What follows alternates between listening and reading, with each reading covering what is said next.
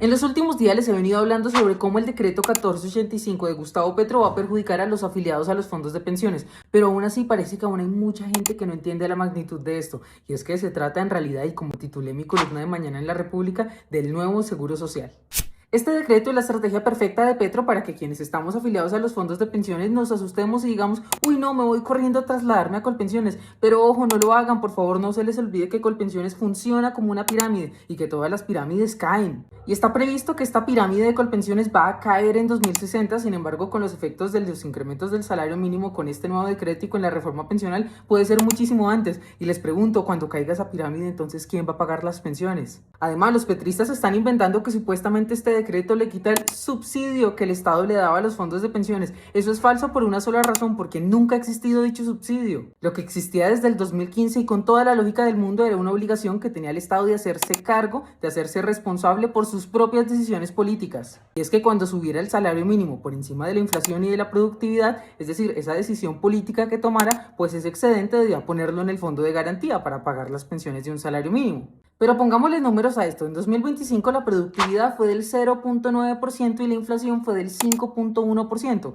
Es decir, que el incremento del salario mínimo para el 2026 debía estar un poquito por encima del 6%, pero no más. Pero no, al presidente se le ocurrió subir de un 23%, es decir, 16% más de lo recomendado. O sea que antes que sacara este decreto, él debía coger ese 16% que se trató de una medida irresponsable y populista y ponerlo en el Fondo de Garantía de Pensión Mínima. Pero no, ahora con este decreto 1485 ya no va a poner esa plata, sino que les dice a los fondos de pensiones y a las aseguradoras, ustedes verán cómo hacen. Y adivinen qué es lo peor, que somos los afiliados los que a la larga vamos a terminar pagando por esa irresponsabilidad del presidente. Y en mi columna les contaré los 3 casos de los afiliados que se van a ver perjudicados. El primero, el de una persona que no tenía las semanas, pero que sí tenía el saldo, que es el mismo que traté en mi video anterior que encuentran en mis redes, que pasó prácticamente de estar pensionado a ahora, con la reforma pensional y este decreto, tener que recibir una chichigua vitalicia pagada por Colpensiones. El segundo, el de una persona que tenía la edad y las semanas pero no el saldo, que es el mismo en el que ahondé en mi columna de la semana pasada, que aunque sí se va a pensionar, su pensión se va a pagar con ese fondo de garantía de pensión mínima que se va a acabar en cuanto antes y que luego el pagador de su pensión va a terminar siendo Colpensiones y ya sabemos qué significa eso, que no hay pensión.